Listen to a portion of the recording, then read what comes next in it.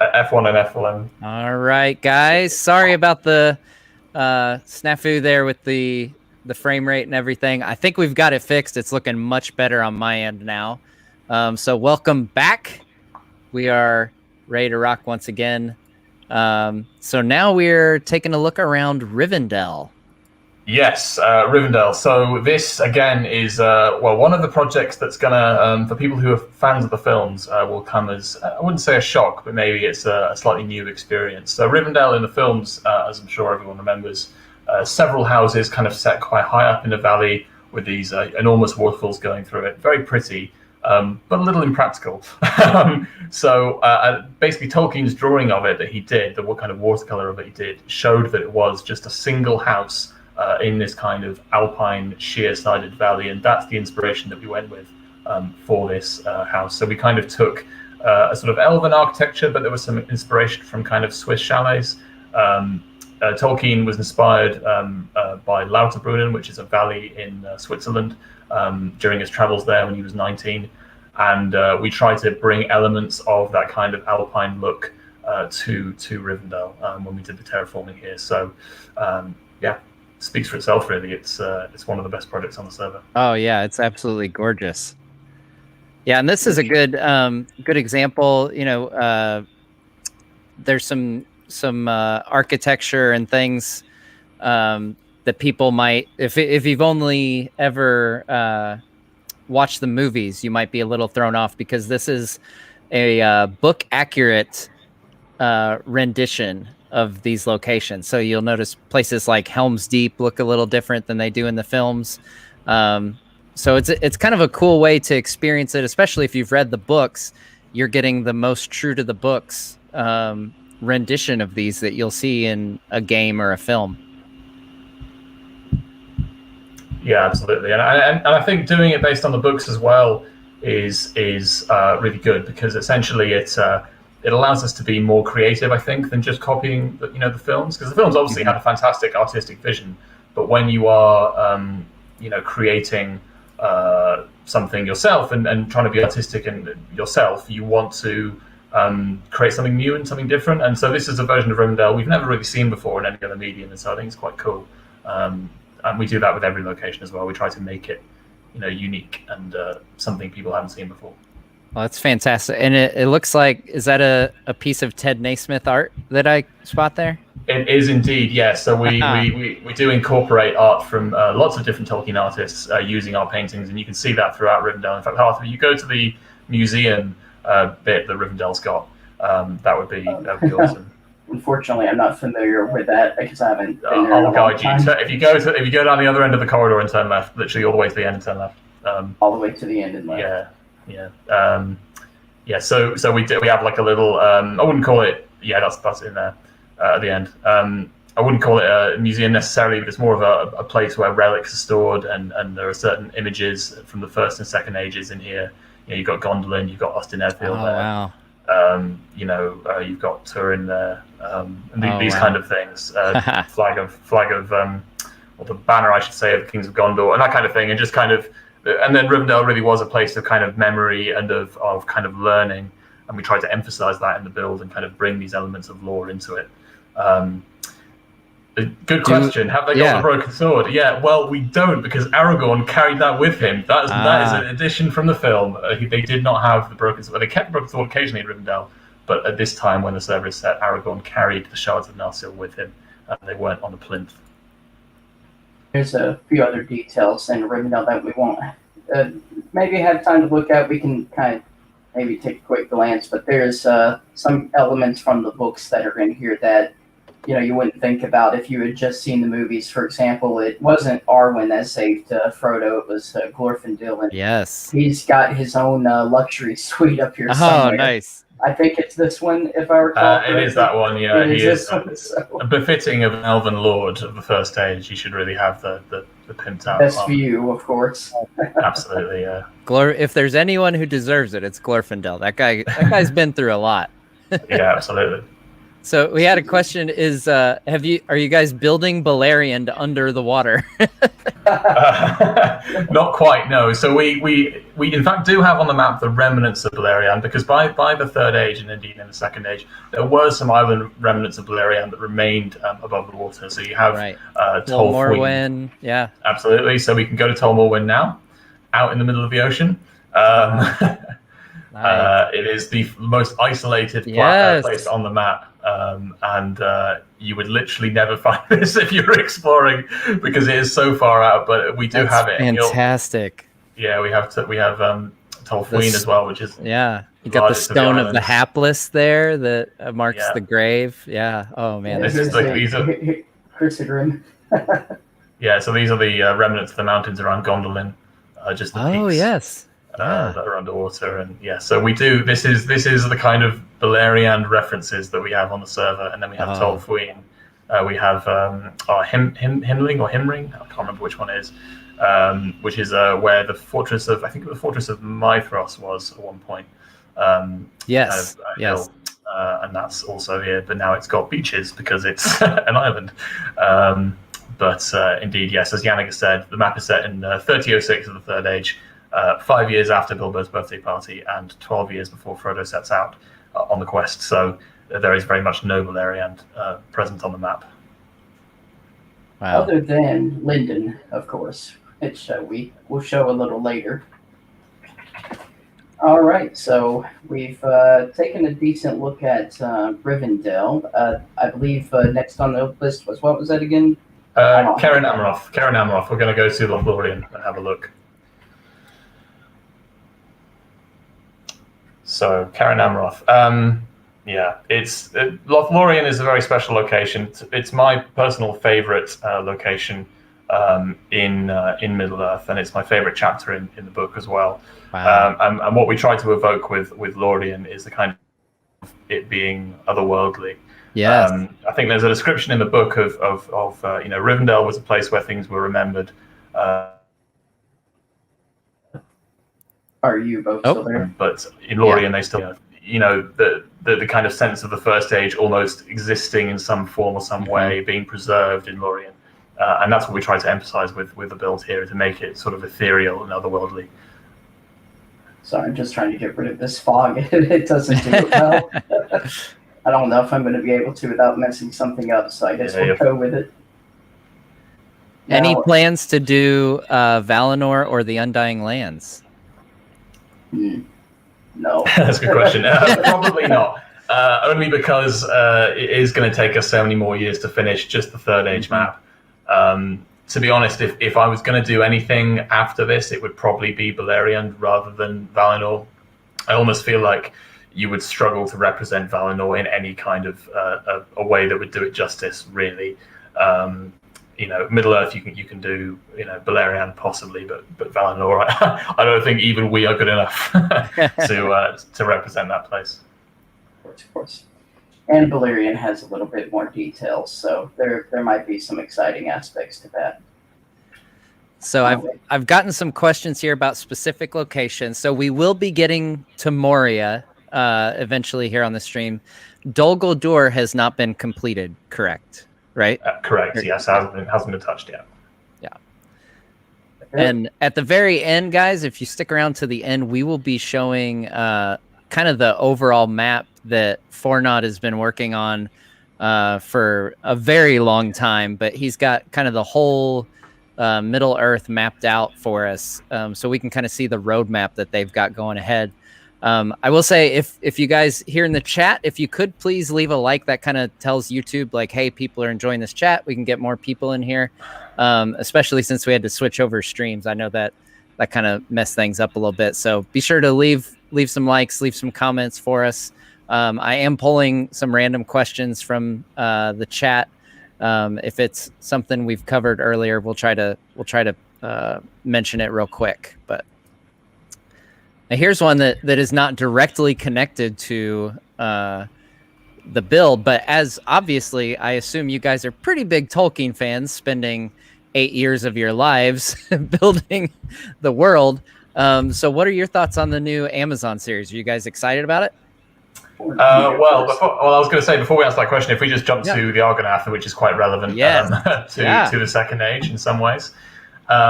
So here we have Oh them, man, very famous. one of my favorites. Yeah, absolutely. So the Amazon series, yeah, I mean, from our perspective, outside of our own kind of personal opinions about like the show or whatever, from our perspective as artists and as creators, it is going to be fantastic to see new artistic interpretations of Middle-earth, to see these new places that we've never really seen before kind of come to life. And we've already had that image of Tyrion, which looked absolutely fantastic, in my opinion. And it's going to be awesome to see, you know, Numenor in its might, to see, you know, Moria when it was still inhabited. I think that seems very likely you're going to get that. Yeah. You know, to see all these places kind of come to life, and probably towards the end of the series, hopefully we'll start to see places like Minas Tirith, Osgiliath starting to be built, you know, in the foundation of Gondor and all that stuff. So purely from a visual perspective, I'm very excited. You know, quite apart from everything else, it's going to be fantastic to see these locations. I'm not getting too choppy with my video footage here, am I? Rendering and stuff can kind of add yeah, it's doing much better than our earlier stream for sure. Good. Yeah. So Erebor and Lake Town, again, those are places to be created. They're not quite that far yet, but in the future, for sure. Yes, absolutely. Yeah. We're now going south along the river, past the Argonath and into Nenhithor, I think it was called, the lake in the Emyn Wheel. So you know, we've got these forested shorelines, and we're coming up now to Amon Hen and Rauros, where the Fellowship was broken. Yes, and a special shout out as well to I know there's guys here in the chat that work on ArdaCraft with you guys and helping answer some of these technical questions and progress questions. So special shout out to those guys, all of you. I know Heartseeker and Fornod are here in person, so to speak, but you guys are all heroes of Middle Earth You're doing the Lord's work here, let me tell you, because this is amazing. Thank you. Yeah. Well, we're coming up now to Path Gallen, the little lawn there by the lake, where the Fellowship drew up their boats and kind of had the debate about where to go. And then Frodo sort of goes off into the trees, and then past the ruins of Gondor and up to Amon Hen. So yeah, this is again another sort of key location in the story, and again slightly different visually to the films. Although the films got it pretty much right. It's very similar, yeah. It is very similar. Yeah, the films were not far off when it came to these locations, and there are a few places where they absolutely nailed it. It's indistinguishable from Tolkien's work. So you have there in the middle, Tol Brandir. Oh yes. So what is one of those locations? What of the locations you guys have built so far, what would you say the films got most right, where you changed very little in building it? I'll give my pick, and then I'm sure Half has a different one. In my view, apart from the complete lack of farms around it, which we've fixed, Edoras is really good. I think the aesthetic they went for there, the kind of Viking Norse long haul they went for, it matched perfectly Tolkien's imagination of kind of the Beowulf inspiration he had when it came to, and the Anglo-Saxon inspiration when he created Rohan. So in my view, Edoras is pretty much spot on. Maybe a little small, but I mean overall very good. Cool. I'll have to say the films overall. Well, it's one of those things with the fields again. We're going to be fixing that. But Minas Tirith is another one that the films weren't too terribly far off from. I mean, it sounds pretty difficult to get that wrong. There's a few details like the Black Stone Wall, for example, and Pelennor Fields should be a lot greener, a whole lot more lush, more farmlands, etc. But I always get so excited every time I hear the Minas Tirith theme and see Gandalf riding up to it. I mean, it's just amazing the way that looked, especially for the time. And speaking of epic amazingness, here is Rauros. Now this is something that kind of boggles my mind as we're looking at like the steam. So you have like transparent blocks basically here. For I don't know if there's better terminology in terms of Minecraft terminology, but it looks like kind of transparent blocks for the steam, and it's a matter of layering them until you feel like they look right. That is correct, and this took several times to get this right. Both the Argonath and Rauros were mainly two of our players, Wheelie and Jocelyn Peter, and they were both just amazing artists. And this took a lot of iteration to get this final look, and we're quite happy with it. God, that looks fantastic. Yeah, and even the shape of Tol Brandir there is based off a sketch that Tolkien did, where there's multiple peaks that it has. That is something that he specified, and how it's kind of set back as well from the waterfall. Something in the movies that's slightly wrong is that Tol Brandir is actually right up against the waterfall, but in the book, Frodo and Sam actually go around its southern edge when they take their boats across, which wouldn't work. Right. They would be dead. Yeah. So it's one of those things where the layout's a little different in the book. Yeah, so we're bound to get some repeats on questions. How many people? They said somewhere around 15 to 20 people building this world. Yeah, at any one time, but over the course of the years, I mean, it's probably up to 100 people who come and gone. Yeah. Yes. So our next one is going to be Isengard. Is that correct? Oh yes. I believe so. Yeah. Yes. Kind of following the two towers at this point, narratively speaking. We're skipping over, for example, Fangorn. The edges aren't too terribly far away, but we're actually with our next update, we're going to be completely redoing the trees. So we expect that's going to look a lot better in the future than it does even now. And even now, these don't look too bad. So no, it's exciting. Absolutely. So this would obviously, going back to talking about the timeline, this falls quite a few years before the events of Fellowship of the Ring. So obviously, Saruman has not decimated the trees of Isengard yet. No, he hasn't. He hasn't decimated the trees, but he has fallen into darkness already. Yes.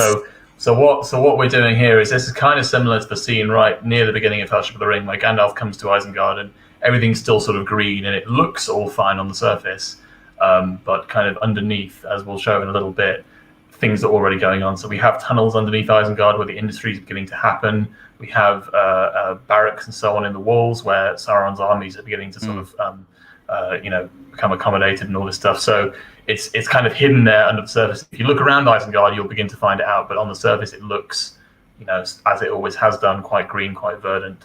And the other thing, of course, about Isengard is Orthanc, which the tower in the middle, which again is quite different to the look in the films. In the films, it looked, based on Alan Lee's drawing, I believe, it looked quite carved, quite built. But in the book, Tolkien described it as almost looking like a natural spire of rock, which the Númenóreans had fused together into these 4 spikes. And that's kind of what we went for, this kind of more natural-looking tower. Wow.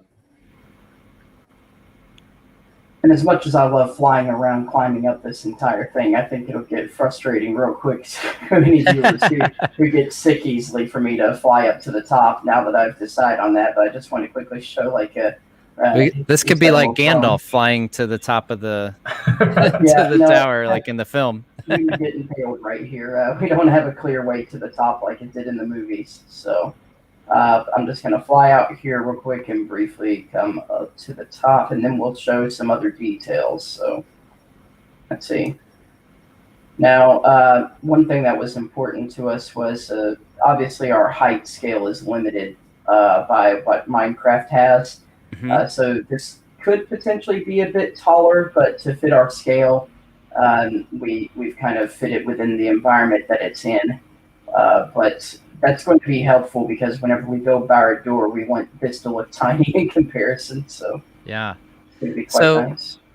That just made me think of an interesting question for you guys. So obviously working on this for so long, I take it, the technology within Minecraft even, we think of it as a pretty simple game, but obviously there's some complex mechanics at work here. So how is the advances that have been made in Minecraft affected your guys' build as you've gone over these years? Well, I think I can take this one. So, yes, you're absolutely correct. When it comes to Minecraft has changed over the years. And not only has Minecraft changed, but the mod that we use has changed and improved over the years as well. So we now have more building options than we did when we started. And not only that, but we've just become better at building.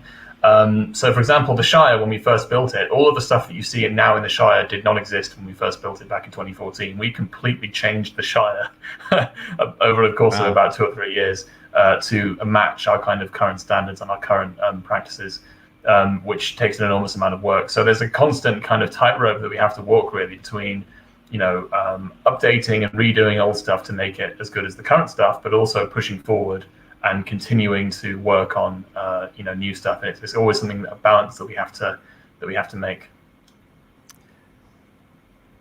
Now, so these are the caverns under Isengard right now that we're looking at, correct?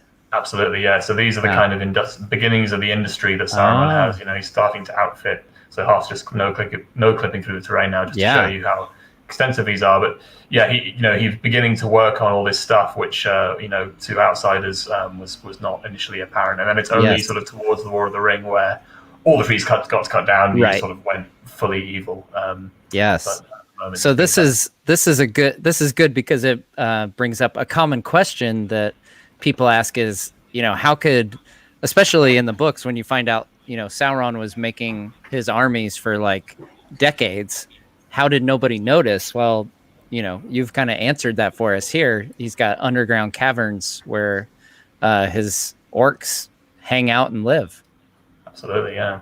Well, we've now moved to Helm, which is a village which we made up, and this is kind of it's in Rohan, but it's a village we've made up, and this kind of adds on to the next point, which is across Middle Earth, obviously Tolkien detailed these lands and these places, but he didn't give names and he didn't detail every single individual place in Middle Earth. He just didn't have the time in his life. So what we've had to do in Rohan, for example, which is where we are now, is say, look, clearly Tolkien intended for this to be a fairly well-populated kingdom with farms, with villages, with homesteads and everything, but he didn't go in and say, right, I'm going to name every single place here. So we've had to come up with our own names that are appropriate to Tolkien's inspiration. We name all the places in Rohan in Old English, and create all these villages to match the kind of theme. So we see here, this is just an example of one of the many villages we've built in Rohan, and farms around it and stuff.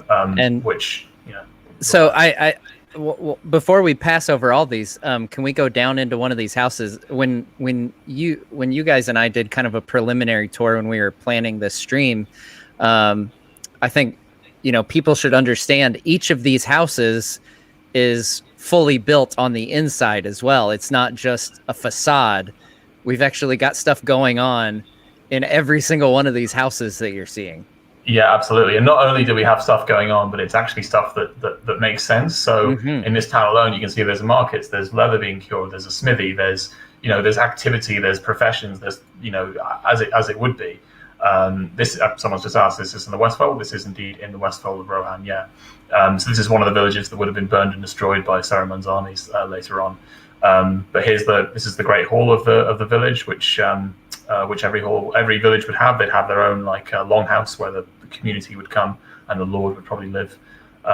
So we put research in. So Rohan's a great example of that. We look at Anglo-Saxon houses and how they looked and how the Anglo-Saxons lived, and bring that into the game. And so there's a lot of work and a lot of time that we put into this stuff to make sure that it is accurate, so not only to Tolkien but also to history. Moria should be coming up on the valley. Oh man, this render distance is killing me. It may not be killing you, but it's killing me. So I hope this doesn't drop things. Oh, we'll give it a shot. Yeah, let's give it a shot. It's turn left, Half. Turn left. Oh yes, indeed. Yeah. It's quite easy. I'm normally running around with 100 render distance, but for the stream, I'm sitting at 32. So I'm not recognizing the terrain as well as I normally would. So I'm going to fly a bit faster. It may cause it to get a bit choppy, but I want to get us over to Helm's Deep now. Indeed, yeah. So we're just flying over the fields now. We're coming up to Helm's Dyke, which is the outer layer of defense for Helm's Deep. Just here, which the defenders defended, I think, for a little while, but not very long, as the armies of Isengard approached, and then we moved up to the fortress itself. Yes. This is also based on Tolkien's drawing. Right. So, Yes. So you will notice, for again fans of the films, you will notice there's definitely a different aesthetic to this as opposed to the films, but this is more in line with Tolkien's drawings and his descriptions. Both amazing adaptations, obviously. But for the record, we're sticking. You guys have kind of planted that flag. You're sticking to the Tolkien versions for sure. Absolutely, yeah. So the main difference really here is that the Helm's Deep in the films, or the Hornburg, I should say, is kind of almost sunken half into the mountain a little bit. Yes.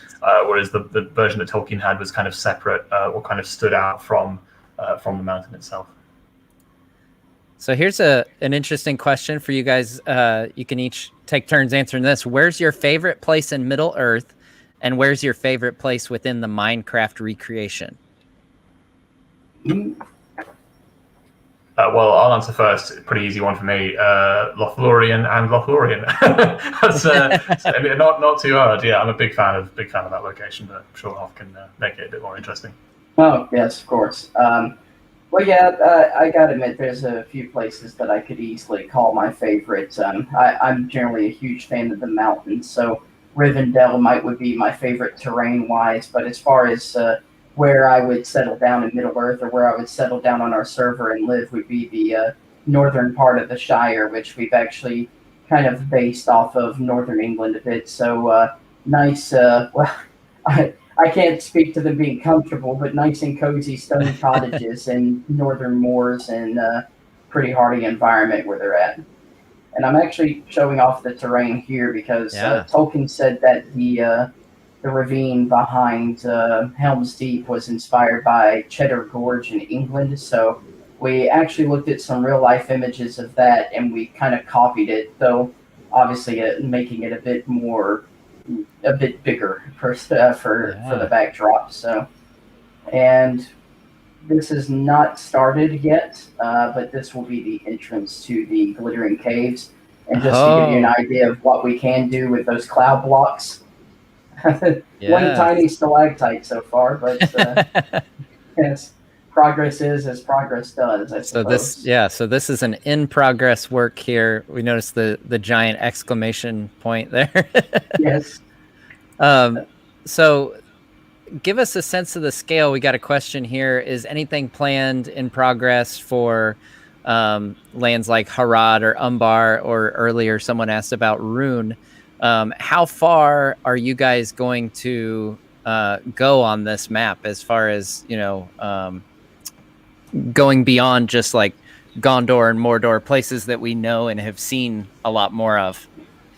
Yeah, so in terms of what we've planned, we haven't actually done. So as far south as we got is Rohan at the moment. We are expanding out to Gondor next year. In terms of what we plan to do, we plan to get as far south as Umbar. And that's kind of as far south as we want to go, because really that's the extent of where Tolkien described. And as far east as we'll go, probably the Sea of Ruin, the eastern end of that is as far east as we'll go, because again, beyond that, things get very, very fuzzy indeed, and we don't really know very much about those lands. So it would kind of be fan fiction at that point if we were to build stuff beyond there. All right, so here we have Edoras, and I know a lot of people are asking about Moria. I know we will get to Moria. Don't worry, people. We will get there. We'll get to a sort of version of Moria, I suppose. Yeah. We actually have started planning Moria, and we're building it on another map currently using the newest version of our mod. But we do have, to give you an idea of what that's going to eventually look like, is Thorin's Halls in the Blue Mountains. Oh, yes, yes. Today. Yes. Yeah, that's what I was thinking of when So we will see a dwarven settlement. I was mixing them up in my mind. Yes, it was the Blue Mountains that we saw earlier. Yes, so here in the top left of your screen, you're seeing the Golden Hall of Meduseld.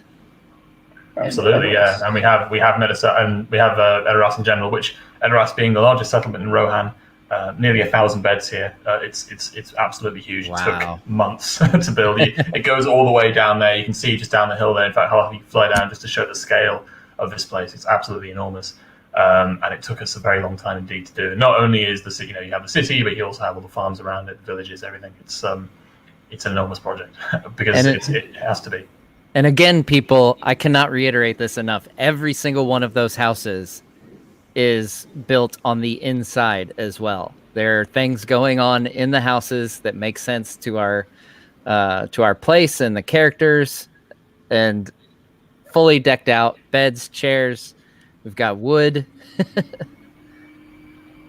Absolutely incredible. All right. Well, we'll go up to the main event as far as Edoras is concerned. Yes. So I do recommend people don't just skip over some of these little details we have around just to go to the big flashy stuff.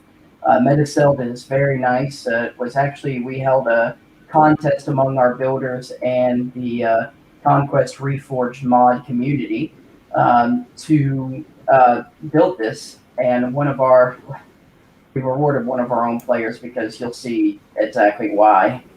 Wow. Just looking at this now. There was a whole lot more smoke in here, but it was messing with some shaders for a cinematic we were doing, so I had to remove that. Now, something interesting that we've done here. So this tapestry was described in the books, and it said that light from shafts way up in the ceiling from, I suppose these are either just small windows or louvers. We actually planned this to where when you turn on shaders at a certain time of the day, you'll see a light beam shoot across this room and hit this tapestry. Sounds real. Ael the Young crossing the field of Celebrants. Yeah. So yes. Aragorn says, behold, Ael the Young, thus he came out down out of the north. And so you have that kind of detail again. It's one of those little tiny things which, if you were just reading the passage, you probably wouldn't even think about it or you'd miss it. But right, things that we have to pay attention to. Here we have Theoden's throne. Yes. Wow. And this is one of the advantages of the game, is that we are able to do stuff at a scale that in the films they, due to time and budget costs, they weren't. So this is an absolutely enormous version of Medicilled. Yes. Which is great because we're able to put in loads of detail. and along the walls there, in fact, if you just look along the walls there, we have tapestries. Yes, I did. From all of the, so you have Helm Hammerhand, you have the Kirion and Ael, the agreement on Amon Amor and stuff. So you have all sorts of, I think that's Scatha the Worm there, and there's all sorts of, history, and the history and lore of Rohan is kind of represented on the walls there. There's Saruman keys to Orthanc and stuff. So yeah, all sorts of stuff. And if you walk around this hall, you can get a sense of Rohan's history, which is really good. Now, we had a question here. Will there be any ruins of Angmar? I know that's not really described at all. The what Angmar would have looked like or anything. Is there anything in that portion of the world? There will be, again, one of the things we haven't covered yet, but we have done plenty of ruins, and we are very much ruin experts at this point because Middle-earth is absolutely chock full of ruins. Right. We will show later on in the video Tharbad, the ruins of Tharbad, which is an Arnorian, previously Numenorian settlement in the north. But we have got plenty of ruins on the map. Annuminas, Fornast, all these places have been done. The village of the little hamlet of Snowbourne, is that correct? This is Upbourne, and then the next one is Underharrow. Underharrow, okay, gotcha. And those are actually canonical. Those are canonical places. We didn't make those names up for once. So I'm curious. I always like to take kind of straw polls in the chat here. So I want everyone to respond with the area of Middle Earth that you most want to see replicated in Minecraft. Just to give the guys kind of an idea of what people are most amped up about. It's not going to affect the order of how they do it necessarily in any way. I'm just curious. It might. We do want more players. Oh yeah, that's true. Yeah. This is actually Dunharrow. Dunharrow, right, yes. You notice the Ferian zigzag. Field. Yeah. And this is the Ferian Field. Yeah. So this is where the kind of nobility and king would camp. And then in the valley beneath, at times of war, they would have all the tents set out. Obviously, at the moment, not such a time of war, so it's kind of a bit more peaceful, a bit more agrarian. But this is where they would come. And then this leads, of course, towards the Pass of the Dead, which are not done. Yes, and as a matter of fact, we have a little joke at the end of it, but I won't go that far. I just know creepy forest, creepy fog. that's why we love these cloud blocks right here. You know, more than just waterfalls. I mean, they really help set the stage sometimes. So, yes, here we go. We'll set back. The next location we wanted to take to was actually Aldburg, which was the old capital of Rohan before the King's Court was moved to Edoras, and we consider that a very impressive build as well. It actually has a castle of sorts in the middle. Now, there might not necessarily be castles during this time period, but it is a old Gondorian fortification that has been built back up. So we're going to head there now.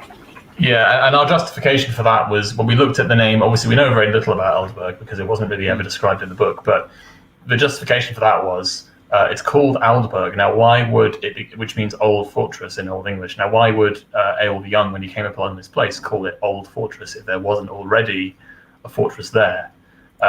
So our justification for it is if you look at the top of the sort of citadel there, kind of similar to Helm's Deep.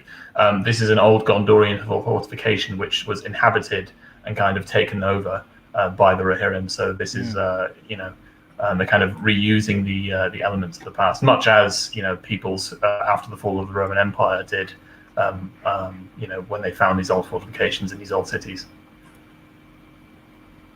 I do want to let you know that we're doing a lot of teleporting around because there are, kilometers, thousands of blocks between some of these locations. It is all explorable, as Vornad said earlier, but if we walked, I believe we were telling you the other day that the entire Fellowship path all the way to Mordor would take about 11 hours walking in time on this server. Yeah, so for those of you unfamiliar, if you were to just walk kind of like he is walking right now, it would take you 11 hours of straight walking. Yeah, so we appreciate the warp option for sure. Yes, yeah, so here we are now in the old Gondorian watchtower, which has been converted into a kind of noble residence. This is where Éomer and Éowyn would have grown up with their father. Yeah. As the kind of third marshal of the Riddermark. Can I explain to you how much I hate spiral staircases, but they were quite common? Just gonna cheat and cut through them. Yeah, it's easier that way. I believe there's one room up here in particular that looks quite unique. Yes, here we go. So, yes, and Aldburg itself took quite a bit of time as well. It's really where we started to refine our idea of Rohan, because before we were kind of doing a somewhat fantasy medieval look. Our intentions were really good, but from this point forward, you actually end up in the fold of Rohan, and you'll start to see the style change a little bit. But I didn't think we had plans for Aldburg. Was there? What was next on our visitation list here? So we just kind of skimmed over Rohan. Obviously, plenty more to see in Rohan, but that's for the viewers to come on themselves and see. I think what we'll do now is we'll go to Lindon and have a look at Forlond, the old capital, or the old Noldorin capital, I should say, where Gil-galad had his court, and is now falling into ruins mostly. Yes. So as you said, we have kind of the ruins of Lindon here. And again, if you guys are interested in volunteering in ArdaCraft or supporting them, please go to ardacraft.me and check out their site. Yeah, so Forlond's a cool location. You can see that this kind of core of the city is still inhabited, but over the centuries and over the millennia, the elves have been leaving. Yeah. And so the outermost sort of districts of it, and indeed the palace where Gil-galad used to have his court, are now falling into ruin. As the elves slowly leave. So it's quite a cool effect of kind of this central bit that's the elves still live in, but then the rest of it is all ruins, and the ruins get more and more ruined the further out you go, because the older they are, essentially. All right, so this question comes up a bit. I mentioned earlier we'd probably answer it a few times here. So how do you get onto the server? You do need a mod, and you need to be on a computer, correct? So you need to have a Java edition of Minecraft. and then you just go to our website, which has been linked, and literally just download the launcher. It's as easy. I always emphasize this. It's just as easy as downloading Minecraft. There's literally something which installs itself for you. You 2 clicks and you're on the server. It's as simple as that. But you do need the Java edition of Minecraft in order to join us. Easy peasy. Yes, indeed. There was a time where things were much more difficult, but we've tried to make accessing our server as simple as possible. We've trimmed the fat on our builder application so we can get you in the world quicker and learning from some of our best builders. So we'll be happy to have everyone on. And even if you decide you don't want to build, it's not a requirement for joining. We would love it, but we've, as he said, we've spent nearly 8 years working on this map. So the more people that get to come on here and enjoy it and take a look around, it doesn't just sit here to collect dust. That's for sure. So you can't, if you're someone like, me, for example, who's worthless when it comes to like actually doing productive things in Minecraft, you could still download everything from your website and you could still kind of look around and enjoy Middle Earth. Is that correct? Yeah, absolutely. And we encourage everyone to do it because something we do occasionally is we'll get the audiobook on in Discord and we'll walk around Middle Earth and follow the audiobook. And it does make the experience of listening to the audiobook so much more immersive when you're actually walking through these locations for yourself and kind of seeing how everything looked. So it is a fantastic experience, and I highly recommend it to anyone. But just on Lindon here, going back to the Second Age show, this is something that we will see, I think, in the Second Age show when it was in its kind of completed or its inhabited form, which will be quite cool. And here is Mithlond, the Grey Havens, which Grey Havens, another city in Mithlond. Oh, sorry, in Lindon, I should say, which which is pretty extensive. This is actually probably one of our oldest builds. It was the third region we completed on the map. Oh, someone asked how many gigabytes this map. So what know that one. Yeah, what kind of specs do we need? What should someone expect if they want to download this? So gigabytes of the map, I would say about 30 probably at the moment. It's expanding with time. In terms of the specs you need, it's not that hard. Obviously, it's a little bit more intensive than normal Minecraft, but I would suggest if you can run like modern games on your PC, then you will have no problems running this at all. Yeah. Yep. You don't have to download the whole map. Luckily, it's hosted on a server. In fact, it's a question we get asked often. Hey, can I get a download of the map of this section? The answer is no, because this is a dynamic and ever-changing world. We have to keep it on a server, and I highly doubt you want to download 30 gigabytes of Minecraft map anyway. So that being said, recommended specs, I would say if you've got at least 6 gigabytes of RAM and a decent graphics card, you should be able to run this. Whether or not you're able to run it as well as some of the folks on our server who have NASA computers who take these massive screenshots is another thing entirely, but it shouldn't stop you from getting on, as Fortnite said, if you can at least run some modern games. So, boom. So quick canter through Lindon, and then onto Thorin's Halls, which is a location not much known about. So this is the place which, after some wandering and a bit of time in Dunland, the dwarves of Erebor came to after Erebor was taken by Smaug, and they kind of improved it and worked on it in the years of their exile. And this is where Thorin lived, and this is where all the dwarves you meet in The Hobbit lived prior to their journey with Bilbo. But in the years since The Hobbit, because we are set 60 or 70 years after The Hobbit, this place has been improved and expanded upon with the wealth coming from Erebor. It's remained part of the Longbeard Kingdom, but now a sort of local lord rules over it. And this is just one of 11 dwarven mines in the Blue Mountains, so it is enormous. Wow. There you go. This is the main hall. So this is where the throne is? No, this is like the market hall. So this is kind of the entrance or okay. market hall, yeah. The throne hall's kind of above this. Gotcha. Okay. We got a nice dwarven statue. I love dwarven stuff. Yeah, 7 stars of doing and all that stuff. It's awesome. This actually took a very long time too. Had multiple leaders change hands with it. What was this, about 2 years or so for? This took about 2 years, yeah. So what you're seeing now is a tiny percentage of of Thorin's halls. There are multiple halls in here. There's an entire mine system below us, which you can see down there. So expanding out for hundreds of blocks underneath. Yeah, I love this view. It's just the scale of it is just mind blowing in Thorin's halls, and this is like Thorin's halls is our biggest dwarven hall currently, but compared to Moria, it's I should say it's dwarfed by Moria. Yes.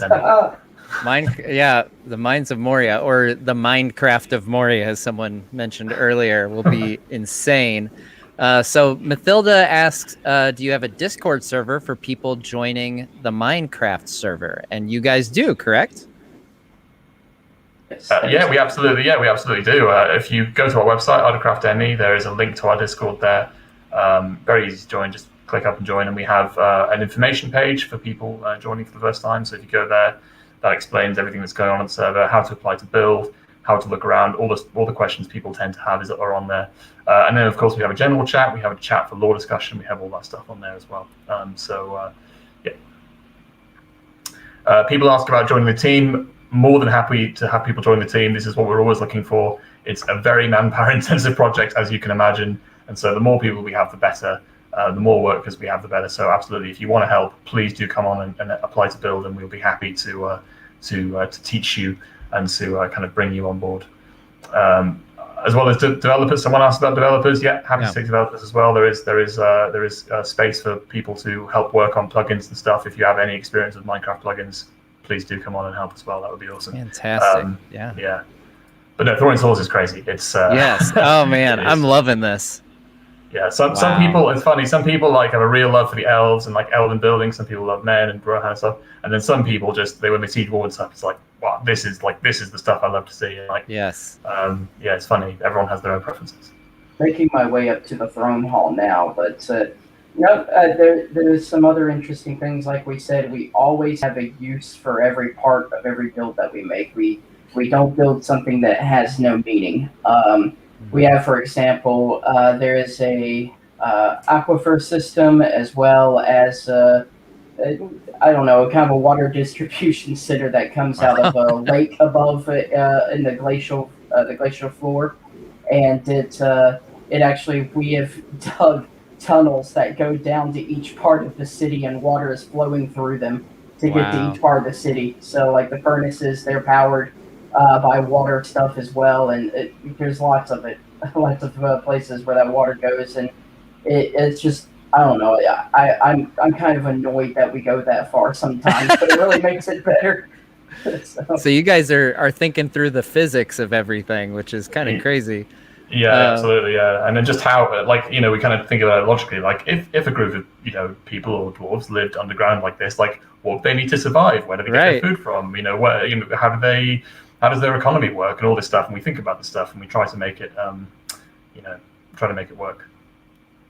When we say that like a build has like 1,000 beds in it, we think we clearly have a population chart for each area, and we do it by counting beds, and we actually have like 1,200 beds in one city, for example, and we've placed them down too and counted them.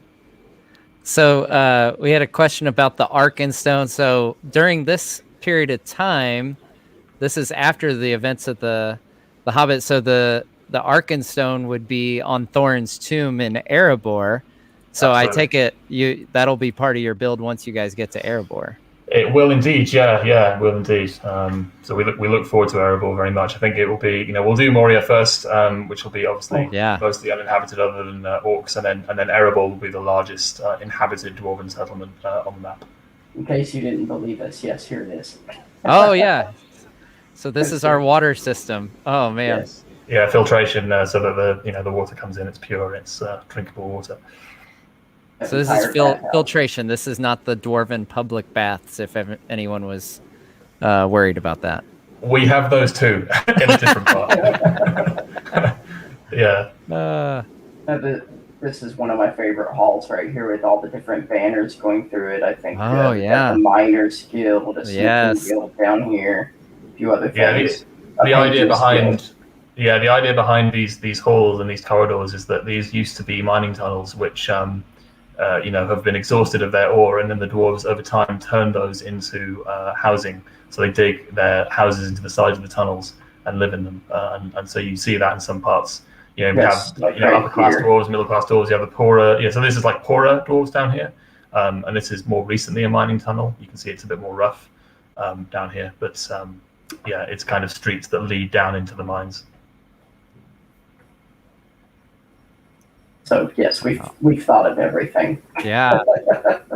Now, how long did Thorin's halls take roughly? Like, this is obviously a pretty big build. You mentioned earlier that it would be dwarfed by Moria. So how long did Thorin's halls take, to give us kind of a reference point of how long Moria might take? So Thorin's halls took approximately 2 years. Now, this doesn't mean that Moria will take 5 or 6, right? Because Thorin's halls is inhabited and Moria isn't, and an immense amount of the work that goes into this stuff is doing interiors and working out professions for different areas and all this extra detailing that you have to do. Whereas when it's a abandoned hall that's ruined and hasn't been lived in for 1,000 years, it's a little easier to do. There isn't as much work that goes in there. So Moria, yes, much bigger, but luckily Tolkien made it pretty much empty and abandoned, so makes our lives a lot easier. Okay, so we're going to have a look at the final project we're going to look at today is Tharbad, a work in progress project, just to give people an idea of the kind of planning that goes into the work that we do. Well, I don't know, Nerd of the Rings, I might put you on the spot here. Do you want to tell us about the lore of the lore of Tharbad? So it is, I believe, along the Gwathlo River. Is that correct? That's absolutely correct. Yeah. Yeah. Okay. So this would actually come into play in the Second Age series. There's a very big battle of Gwathlo, where Sauron is that's the last battle of the War of the Elves and Sauron, where he's finally driven out of Eriador. Yeah, absolutely. And then sort of over time, Tharbad is this important river crossing. Originally as a ford, but later they built this enormous bridge, which you can see there being planned out. And originally a Númenórean settlement, and then over time it kind of was split. The southern half belonged to Gondor, the northern half belonged to Arnor, and it was kind of ruled in a sort of jointly essentially, and was inhabited for many, many years. And even after the fall of Arnor, it continued to be inhabited for a long time. But in the last 100 years, that was the final kind of blow. There was the Great Winter, and then there were these floods after the Great Winter, which completely devastated the place, and that the few remaining people who lived there abandoned it. So it has now been fully abandoned, is sinking into the swamp. And the last thing we get about Tharbad. So this will definitely be, plague, yes. as we've said multiple times here, this is set in 3006 of the Third Age. Is that right? 3006. Correct. Yeah. Correct. Yeah. So this will be kind of in ruins, more or less. It won't be in a working state. This will be another one of those ruined areas of Middle Earth. Yeah, there's plenty of those. And then the last time we see Tharbad really in the narrative is when Boromir comes on his great journey north. I think Tolkien says something that the strength and hardihood required to do what Boromir did isn't fully recognized in the narrative, but it is incredible what he did, traveling all that way from Gondor on his own. And he crosses Tharbad and he loses his horse at the fords. So has to make the rest of the way on foot, because the Great Bridge by this point had fallen apart, was broken down. But he makes his way through here as well. Mind you, we take our ruins kind of seriously. There are some buildings that might be newer that could still be standing. I don't know what the leaders planned particularly for this, but they definitely built the framework of the original building to give themselves an idea of what it would look like. But for example, I was going to ask, give us kind of an idea of, some of the things, like we see things floating around and we see a lot of stuff built in green. So what's kind of take us behind the curtain here for the those of us not involved in the build or like myself that are totally clueless when it comes to Minecraft. So what are these like kind of guides to help people as they build? Yes, and we also have project blocks. So, for example, we've got middle class, and there's a lot of terms that we use on the server that would, I guess, drive some people nuts. But for example, this says it's a house and it's part of Epoch 4. So we break down the generations of civilizations that would have inhabited this site into epochs. And that determines how ruined it is, what the architectural style is, and we have builders follow a particular style for each one. So you start out with plots like this, where you have like your name, the type of class it's going to be, the epoch, etc., and then players are assigned to that particular plot, and they complete one plot at a time. Gotcha. In order to lead a project, you have to plan it out ahead of time to the best of your ability. So when you want to lead like a city or a town, you create a thread forum post, and you include your name, who's going to be helping build it with you, what the plan is, what your style is ahead of time. So, and the reason we do that is because there have been times, for example, Mithlond, like we showed earlier, we really didn't have much of a plan going forward with it, and it took us 14 months to complete that, and 6 of it was redoing old areas. So just the continual development to try to plan things out as quickly as possible. Tharbad here, for example, just one of these sections right here that looks huge and required a lot of planning. Yeah. Once we actually started it, it maybe took like 2 months just to build. So, it really cuts down on the amount of time that you would otherwise spend, and we realize that's necessary for a project as large as ours. I mean, we want to see the end of this project at some point. Right, yeah. So you'll see like green blocks, for example, just for frames. And even up here, we have a palette that you would use. So here's all the different layers of erosion from stone debris all the way down to muck. So wow. I was going to ask, what are these sections that are, then we have wildlife. So what are like off to the right there? So what is this section that's floating up in the sky here? Yes, so this is a build guide. Yeah. It's a guide. Okay. Yeah, exactly. So for someone coming to Tharbad for the first time, they haven't built in this style before, they can come here, see, going from literally wool layout through to replacing it with grass and kind of beginning to add layers to it and detail it, and just how to detail it stage by stage by stage. Until you have the final kind of ruined product. And all this stuff is based upon kind of like Roman ruins and kind of, just make it look as realistic as possible. We can quickly take a look actually at Annuminas to see what a finished one of these cities looks like. Annuminas, of course, being the once capital of Arnor, now very much ruined. And you can see this is the kind of thing that we end up with when it comes to these ruins. So the foundations of the houses remain. Some of the bigger buildings are a bit more intact. But it is it's very much abandoned and very much ruined, as it should be. We've got a lot of questions obviously about specific locations. You guys, so is the edge of your map right now kind of you're working on the Misty Mountains, so to speak? I know you're working on Moria. And Goblin Town is a whole nother location. Are all of those currently under construction, so to speak? So this is a section of the Misty Mountains which I'll show now. So you can see, going back to the point we were trying to make earlier about geology, we've done a lot of work. So you can see that's a realistic glacier. We've got the flow lines of the moraine. We've got a lake at the bottom there. We put our work in, we put our research in when it comes to doing mountains in this game and terrain in general. So yes, we do have the Misty Mountains partially on the map.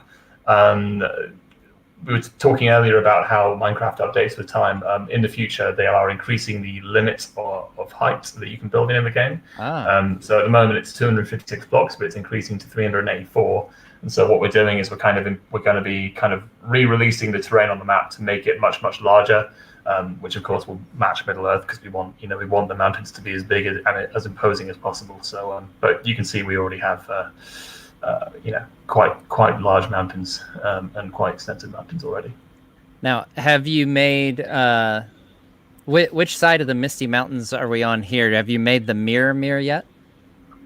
We have not made the Mirror yet, no. This is kind of the section of the Misty Mountains next to Rivendell, so just to the east of Rivendell at the moment we're looking at here. Even this isn't complete yet. In fact, it may not be until we get our newer Misty Mountains, and as he was saying, just to hesitate on putting in a lot of effort into this just for us to redo it later. Wow. So that's been in plan and work for a little while, but yes, these are the Misty Mountains for those that wanted to see. And we can briefly, we were planning to do kind of a future of our server while I was floating over Tharbad. I think just to have something in the background, I can fly through the initial Moria layout while Fortnite is discussing our future plans and maybe showing you the full map. And we do have a question. We've mentioned, people can go to your website if they're interested in helping. What advice would you give to someone who's never played Minecraft before, or they don't have much experience with it, but they're really fired up by this project and this could be the thing that really gets them into Minecraft? What advice would you give to them for, starting and wanting to work their way to where they could help you guys on this? What I would say actually is that if you've never played Minecraft before, that actually could be in some ways an advantage, because the way that we build and the way that we construct stuff due to our mod and due to wanting to make it historically accurate is quite different to the way that you would maybe build normally in Minecraft. And so actually, if you've never built before, if you learn our style kind of from the ground up, that probably will help you. If you learn how to copy our styles and learn how to do the things that we do, it's probably an advantage. So I wouldn't let that discourage you if you've never played the game before. Heart's just flying through here. So this is the initial plan for Moria. These are quotes from the book, which we are including on signs as we go through to ensure that we are kind of sticking to the lore as we go. So this is going in from the west end of Moria and then descending. My advice for new players would also be this. When you first join our server, especially if you're a previous Minecraft player, you might, and even if you're not, you might be overwhelmed by the fact that we have, I think it is in the current version of the mod, about 8,000 different blocks of materials that you can use. And but we never use all 8,000 in one build, so don't worry. Oddly enough, the best advice is keep it simple. Don't get too frustrated with it. Don't get overwhelmed. Rome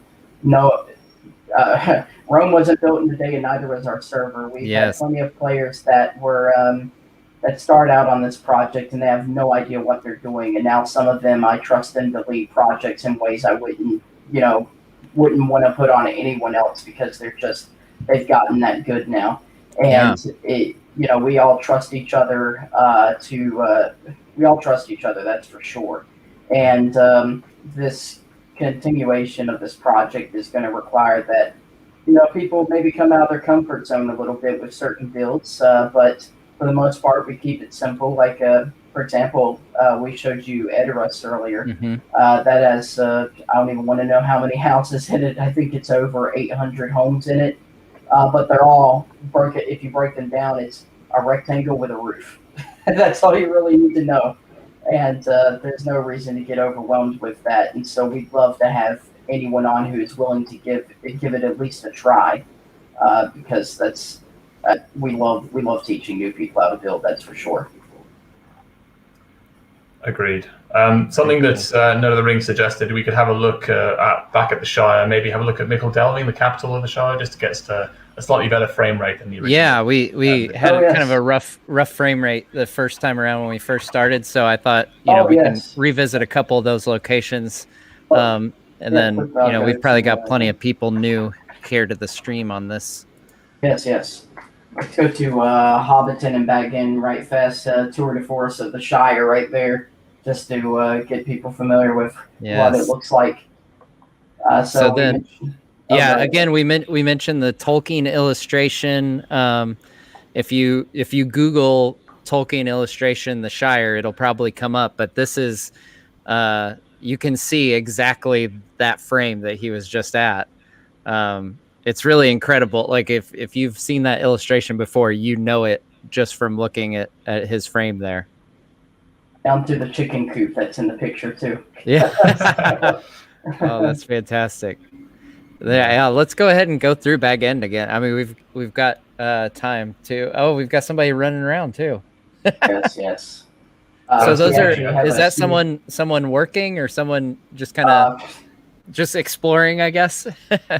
I would imagine exploring. Yeah. In fact, a lot of our builders are watching the stream today, so I very can cool. almost count on it not being someone actually working right now. So. Yeah. See. Oh, I seem to have. There we go. Yeah. So just a quick overview of Bag End. I'm actually glad I'm coming back in here because I had the brightness turned off earlier, so this should make it more pleasant. Here's Bilbo's office and details such as the map of Airborne. Can we get a higher resolution version of that? Yeah, that would be great. Let's see. So is resolution one of those things that has really come a long way with Minecraft since you guys started this? Resolution has been normal Minecraft. Each block is 16 by 16 pixels, and the textures we use are 32 by 32. So it's a little more detailed, but it is still noticeably, recognizably Minecraft. You do have some textures out there that are super high resolution, and it almost doesn't feel like the game anymore.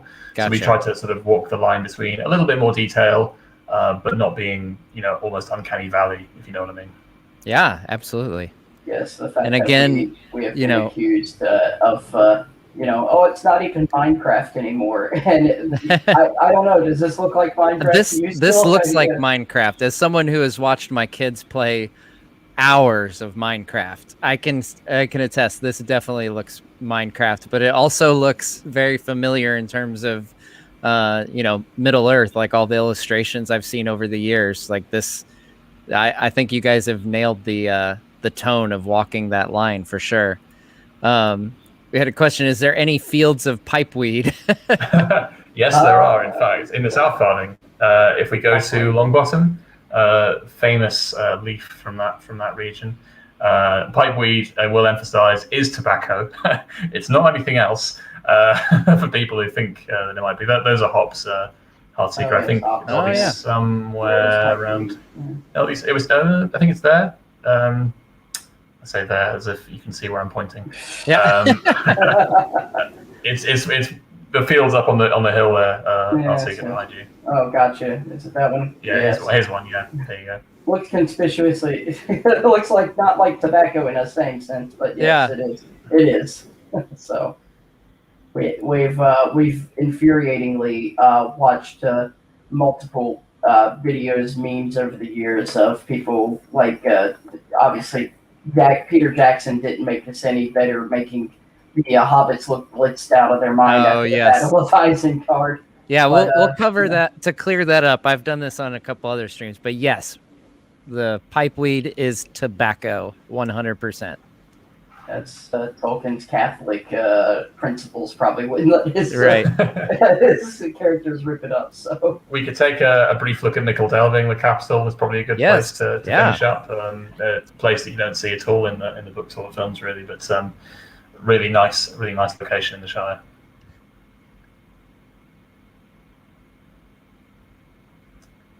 So yeah, this was the kind of de facto, in a sense, capital of the Shire. It's where the mayor of the Shire lived in the West Farthing, next to the White Downs, and so all the rock around here is chalk, which was Tolkien specifically mentioned. Oh, so yes. we'll see that. Yes, he mentioned that the fat mare in Nickel Delving, I think, was either at his home or at the inn in town, which we've named the White Hare, and I think the roof collapsed and covered him in white chalk, and it was the laugh of the Shire for years. Just a little passage like that was mentioned right near the end of the book, and we took that and we made a whole town based off of it. So that's fantastic. Yes. So we did have the question: is Weathertop made yet? Weathertop is made, yeah. We can go there right yes, now. that would be fantastic. Yeah, we haven't been there yet. So Weathertop is an interesting location where in the film it's this quite substantial ruin. Yes. Pretty big thing on top of a mountain. But in the book, Tolkien described it as looking like a crown on the old hill's head, and that description is what we went with. So it was once a tower, but now really only the foundations remain. And so Tolkien didn't specify that it was this enormous thing. It was more just the foundations of this mighty tower that had once existed. Yes. And so we have that for Weathertop. And in fact, the place where Frodo was stabbed was not on top of Weathertop. It was in a little dell just down to the side of the hill as well, where they camped overnight. It's just on the western side of the hill half. Yeah, well, with my F1 enabled, I'm not directionally accurate at the moment. So. No, it's just it's a bit further. You kind of keep it in the right direction, yeah. Oh, well, I was just going to pick a delve, and you could have told anyone that was the one. It's actually got a little ranger. There you go. That's the one. Oh, there you go. Yes. It's got a little ranger camp in it. So we do actually have some evidence of the rangers throughout Eriador. Oh, I love it. There's a few little camps here and there, and we also have, in fact, their settlements in the Angle, because, of course, there wasn't just a bunch of kind of burly men with bows. There was a whole little society which remained in the Angle. So we do have that remaining. This is the Trollshaws. We're in the Troll Cave in the Trollshaws. So this is where we find Sting and Orcrist and Glamdring. Absolutely, yeah. And in fact, the trolls. And of course, they came here in the Lord of the Rings. They came here many years later, and they find the cave, and they find the stone trolls. But this is down to them. It is, yeah. It's just down the hill. But yeah, this is one of our favorite locations. Oh, here you go. Here it is. Oh yes. Oh, you even have a nest with some eggs on the one shoulder there. Yeah. Nice. Quite amusing, I think. Yes. Right then. Well, for that, I think we want everyone to be encouraged to see the rest of the map themselves. Absolutely. So how about we get the World Painter map up and. Oh yeah, could we real quick? Could we go see Tom Bombadil's house? I know that was on our first part of our server where we were a little laggy. I know that's one that a lot of people really like. So we'll do that, and then we can do the full map. That's Bombadil's house right here. Quite a comfy little cottage, if I do say so. And I love that the birds aren't just like static, but they're actually flapping their wings and everything. We sometimes joke because they're on a cobweb model, so we have helicopter birds. Okay. The seagulls look especially weird from some angles. And here's one of our stewards or overseers dressed as Tom Bombadil, which is always nice. Let's see. But Tom doesn't mind us. You just shut him out of his own house, man. That's fine. All right. So what's the artwork on the wall here? Okay. That's looks like a tree. I think it might be Old Man Willow. Old Man Willow, yeah. And yes, his coat is blue and his boots are yellow. Yes. A little painting over here, nice little one. Oh yeah. My favorite thing is always the kitchen because I love our pots and pans and cutlery. Oh yeah! Wow. Little details like that. That's why I will always say, I'm kind of like Sam Gamgee's dad. Wizards and dragons. You should find your carrots, potatoes, etc. I always prefer little locations like this. Yeah.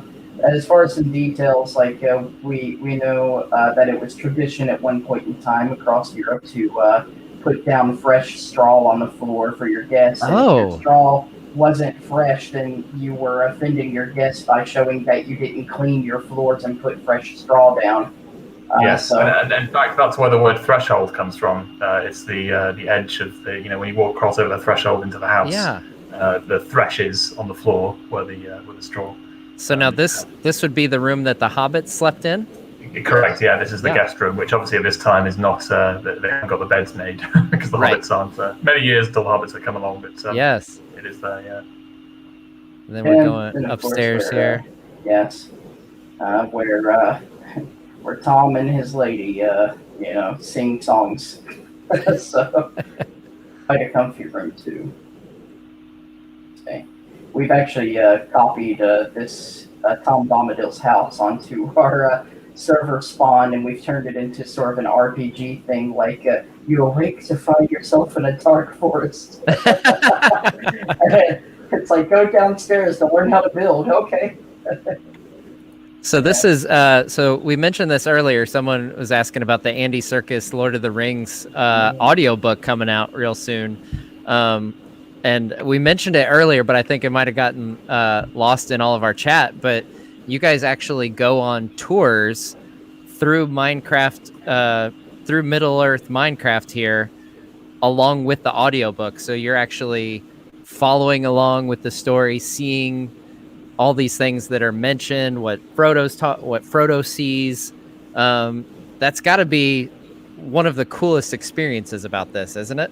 Oh, it's fantastic. It's my single favorite thing to do on the server is to walk around and to kind of hear the descriptions and hear the characters and just to be in the places that they were in. It's I mean, I don't think there's any, in my view, there's no better way to experience the book, really.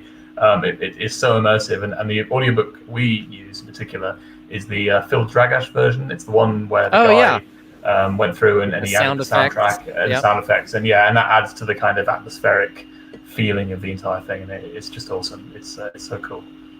And anyone can do it. Anyone can follow along. If you have your if you listen in, you can work out where the directions are and follow along. All right. So what are we looking at right now? What do we have here?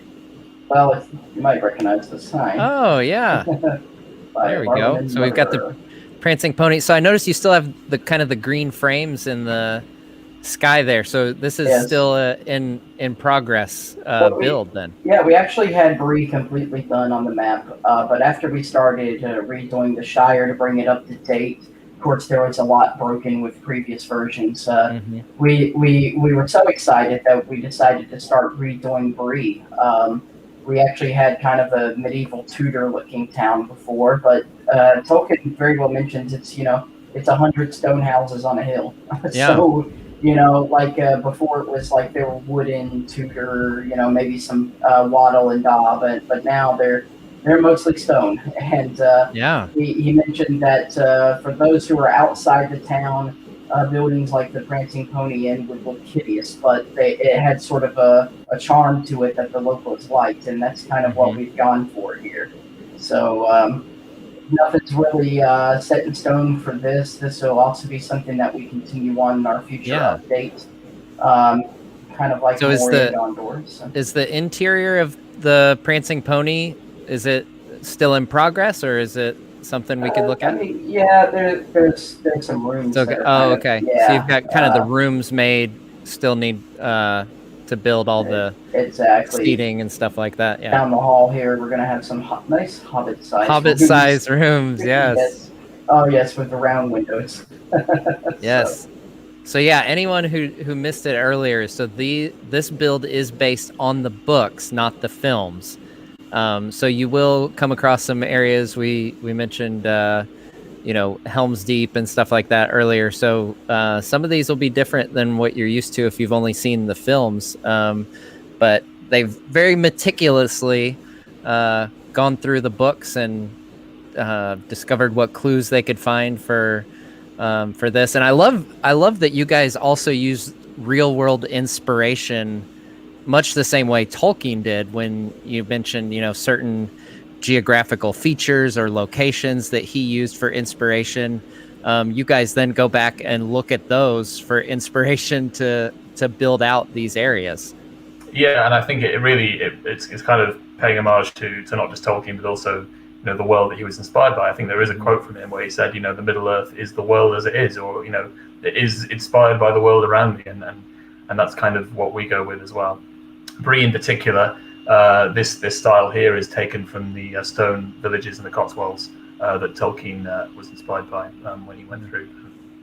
I think if we switch to my screen now, we can have a look at the map, which I've been working on. All right, so what are we looking at here? What is this is a map. So this is kind of your master plan, so to speak. Essentially, yeah. So this is a third-party program called World Painter, which allows users to kind of edit Minecraft worlds in ways which you couldn't do in game. It allows you to raise mountains and rivers and oceans and stuff that you couldn't do normally. So I have this enormous map, which you can see. In fact, here we have the western coast of Lindon, and we have the remnants of Beleriand over here. So if I just zoom in, this is Tol Morwen we were looking at earlier. Yes. All the way, really, really tiny little island. Real tiny. All the way out west. You have Tol Fuin up here, you have Himring, and these are the remnants of Beleriand. Here's where Gondolin used to be, for example. Yep. And then you have Lindon. This is where Forlond is here. Over here is Mithlond. Down here is Harland, which we haven't shown in the video. The Shire here. But you can see, I mean, not only do I have all the locations, but there's something that I've really tried to do, going on the realism theme, is to make the terrain as realistic as possible. So, if you zoom in, you can see all not these just flat. Yeah. No, it's not just flat. You have all these little streams here. So something we haven't mentioned, if you find any stream on the map, if you follow it for long enough, it will join to different rivers and you will eventually reach the ocean. Any stream on the map that you can find will do that. Wow. That's an ArdaCraft guarantee. And then of course you have the mountains here, you have glaciers up here in the mountains. These are the mountains above Angmar. This region here is Angmar. In fact, something I can do is just to show you, give some reference. I can turn on the map of Middle Earth, which you can see if I sort of turn it on and off. Oh yeah, corresponds exactly absolutely to the map I've been making. We have Mirkwood, of course, Beorn's house here, Karok. Now that is one that I am very much looking forward to seeing, is Beorn's house. Yeah, absolutely. It is going to be really cool to build. And then of course Mirkwood, which is an enormous forest on the map, of course. Thranduil's Halls, Erebor, Dale, and Lake Town, all that stuff, all out here. And then I can go further south through the Brown Lands. These are the Ending Wheel here, and the Falls of Rauros down here. And these are the mouths of the End Wash. This took a long time to do. Oh my god! You can see these are the fields of Rohan and stuff, and this is where Edoras is. So we were looking at Edoras earlier. This is the hill that I made for it, and then everyone is built on top of that. So it is an enormous amount of work, and then we get further south into Gondor. This is Minas Tirith, or where it'll be, or Skiliath. You might want to show them Harrod for sure, because a few people were asking about that. Yeah, absolutely. Yeah. So we had the question: is the map 1-to-1 on area and length? That is not 1-to-1. Do you know roughly what the ratio is? I know exactly. Yeah, it's 1-to-58. So it's 2,500 square kilometers in size. It's roughly the area of Dorset in England or Rhode Island in the US. So it's not like the size of Europe as Middle Earth is, in sort of reality. I should say, well, not reality, obviously, but as it would be. But it is still enormous. It is still many times the size of game maps that you might know from Skyrim or GTA 5 or these other games, which are these huge open world games, or The Witcher 3, massive open world games. Our map is much bigger than them. It takes literal hours to walk. If you wanted to walk from north to south on this map, it would take you like 15 hours or something stupid. It's absolutely enormous, and just for context, this area that I'm in now, you could probably fit the entire Skyrim game map there into Lebanon and Gondor, probably quite easily. Oh my goodness! So and then if I zoom out, it's all that around it as well. Yeah. And you go further south. This is going to be where Umbar is. Yes. And the desert over here as well. So it's vast, and it takes an enormous amount of work to do this. I've been working on this since 2013, and you can see just by looking at it how much time and how much effort this takes to do. And of course, I'm incorporating all of the descriptions into the terrain as well. I look at where Tolkien describes certain areas. When the Fellowship walk through them, I make sure that it corresponds exactly to what he described. And so it's a lot of fun, but at the same time, it is a big time commitment. So, absolutely. But it very much is worth it in the end, because people build in it and people make something incredible out of it. So we just got the question. So when will it be finished? What's your estimate on how much time you guys have at your current pace? Now, obviously, we've got over 500 people watching this. So if a good portion of you people that are currently watching this go and help and volunteer, this could be done faster. Hint, hint. So, absolutely, yeah. But if you guys were trucking along at around the same, kind of pace that you've been doing, how much longer do you think you guys would have until you complete the map? Current estimate puts map completion at 2035. Oh wow! Yeah, there is that much more work to do. Yeah, so we started in 2014, and so we're looking at like a 20-year project in total to finish this at the moment. From start to finish. But as you very rightly say, the more people we have, the quicker it'll be done. And that's right. The better it is for everyone involved. Really, the quicker things get done. Highly recommend joining. Highly recommend looking around. And of course, if you want to and you feel motivated to, please do join and help out, because it is much appreciated. And again, that is ArdaCraft.me. It has all the information on their website. You can get on their Discord server by going to their website. There's frequently asked questions. So if you've got questions about how to join, I saw someone, one of your guys in the chat earlier, commenting about an apprenticeship. When you first join, and you mentioned earlier, you don't have to be a Minecraft expert to come in and help. So what's the apprenticeship like for someone who's new to the server? Do you want to take this one, Half? Yes. Essentially, we have a free build plot server where you get to demonstrate your skills in building. Now, it's not like we're asking you to build a medieval castle that you've previously built on a survival server. No, we're just asking that, we'll give you, hey, here's an example of a house in Rohan. It is a blacksmith. We want you to build this, put your own twist to it, and if you can do that for us, then we'll take a review of it. We'll make suggestions, and if you're accepted, you'll become an apprentice. After that point, we have you're on a trial period, and that period lasts as long as you need. There's no limitation on it, and during that time, we're just teaching you how to build with the styles that we have. You're helping out in small ways on projects under the supervision of some of our more experienced builders. And from that point, we then give you the opportunity where you can make, I think it's 2 additional builds in a certain style, just to show that you're capable of building like an elven ruin and a Rohan house, or a Shire build and a dwarven home.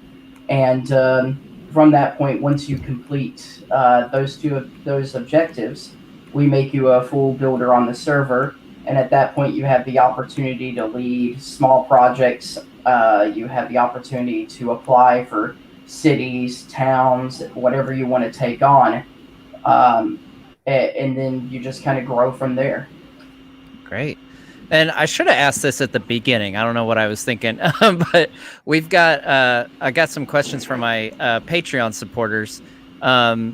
So Armaniel asked, what inspired you guys to do this, and how many hours? I know you said how many years, but give us a sense of how many hours you guys each spend on this. Maybe per week. I don't want to cope with that. Well, okay. So what inspired us to do this? I will say that when I first started playing Minecraft, there is a still server called Minecraft Middle-earth. They are a server doing the same thing, and I joined them back in 2011 and started helping them out. And they are a fantastic server. They still exist, and they've done some great things. But they are a server which is vanilla. They're not modded like we are, and they have more of a focus on the movies over the books. And I, as a massive Tolkien nerd, really wanted to see things recreated in a way that was kind of lore appropriate, in a way that matched my vision and Tolkien's vision, I guess. So I decided to sort of strike out on my own. I started building this map. I got some people together, and that's kind of how ArdaCraft was founded. And that's where we started off. We've been rolling ever since. As to how many hours a week, I think it very much varies, really, depending on the person. There is, I would say, for anyone thinking of joining, we don't expect you to come on. It's not like a job or something, we don't, require you to clock in and out and stuff. It's not anything like that. You could spend as little as an hour a week on the server if you wanted to. Just build a couple of houses, log out, and that would be awesome. Like, that would be more than appreciated. But obviously there are some people who do spend more time on it and put more hours into it. It really depends on how motivated you are, how much you want to help. It's individual, down to the person, really, and we appreciate any and all help that we get. Yeah, I spend about 30 hours a week, 27 AFK, 3 actually being productive. On the map. No, there were times where I probably dedicated to about an hour a day, if not more, into helping out with this project. I've been going at it since January 2015, and I also came from the previous server, Minecraft Middle-earth, that he came from. Wow, your fan is... It's about ready to break off. Yeah. Sorry, I probably switch screens now. Yes. No, as soon as we... I'm getting to the point now to where I just want to, I want to make my gardens and leave me alone, please. So I'll be happy to train some folks to replace my workload on the server a little bit if I can just build my gardens. So, yes. You're the Sam Gamgee of ArdaCraft. I doing am. Your gardens. Sam Gamgee's a lot cooler than me. I mean, we would both be accused of being fat by Golem, and that's about it. So, other than that. And I did want to mention as well, if you're someone watching this and thinking, I'm just not a video game or technically, a technical person, there's no way I'm gonna do this, but I appreciate the project and really want to help make it happen. You guys also have a Patreon, and that helps with things like, sometimes you have to hire people to like create things, graphics or textures, stuff like that. Is that correct? That's absolutely correct. Yeah. So we have monthly server costs to keep the server running and keep the website running. So we have those, and then, as you say, we do occasionally commission people to do work, whether it's terrain work or whether it's texture work and that kind of thing. So occasionally some money does change hands, and a Patreon helps us with that. So any and all donations are massively appreciated as well. Fantastic. All right. Was there anything else that you guys wanted to show us? We've kind of looked at, we've done the tour. We've got the...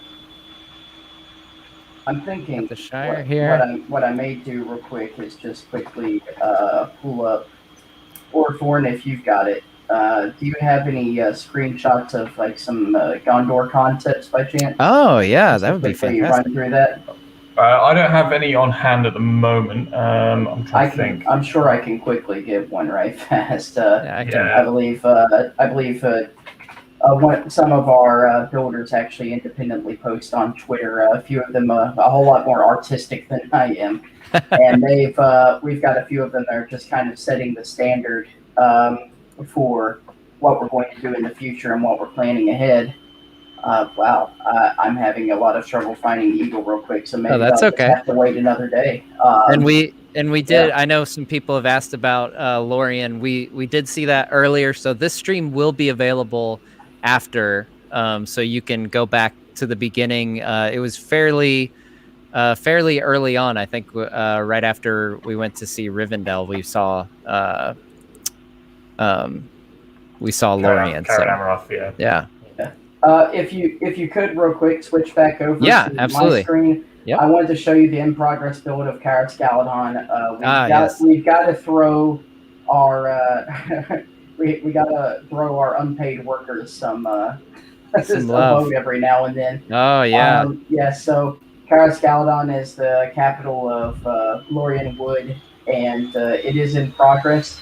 I will say, definitely stick forward in the future. Stick around for the future, because when we update to our newest version, I mean, these funny-looking yellow trees just turn into beautiful, golden, magnificent beasts. So I'm really excited for the future of how this project looks. But as far as what we've got, even so far here, it just continually blows my mind. All the little details that we can fit under here.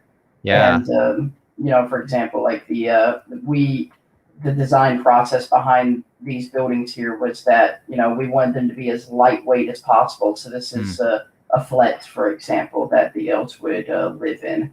Yes. And their profession stuff is actually going to be on the ground, because I don't imagine you want to run a blacksmith in a tree. So, right. Yeah. It's like a little storehouse down here for wine, etc. So. Oh, we know, at least certain elves, once we get over to Thranduil's halls, I'm sure there'll be some wine being consumed over there. Lies and slander. That was made up by the dwarves. Yes. Fantastic. Well, I think that'll about do it for us today. Thank you guys so much for taking us on this tour. I, in particular, love seeing these kind of in progress things and seeing, how much organization you guys put into this. You've got all these, we see red and green blocks here, and we've got references for people working on it, so everyone knows what they're working on. Oh, that's fantastic.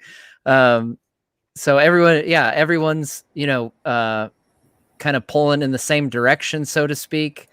It's really incredible what you guys have done here. I can't wait to see what progress you make over the coming years. Again, everyone, if you are interested at all in helping, whether that's building or sending your friends who are Minecrafters, it's ArdaCraft.me.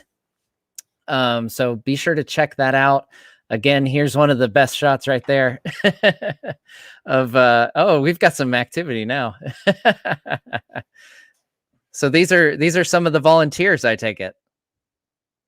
Yes. Yeah, these are our community members. And we've got Sauron and Frodo. Yeah. Bombadil, all living in harmony with the Joker. The Joker. Yes. Well, thank you guys again so much. This was a lot of fun, and I think I speak for everyone in the chat when I say the work you guys have been doing here is absolutely incredible. Keep up the great work, and thanks again for coming on. Thank you so much for joining us and for showing our work off. We always love to have new people come on and look around, especially Tolkien fans. So it's been fantastic.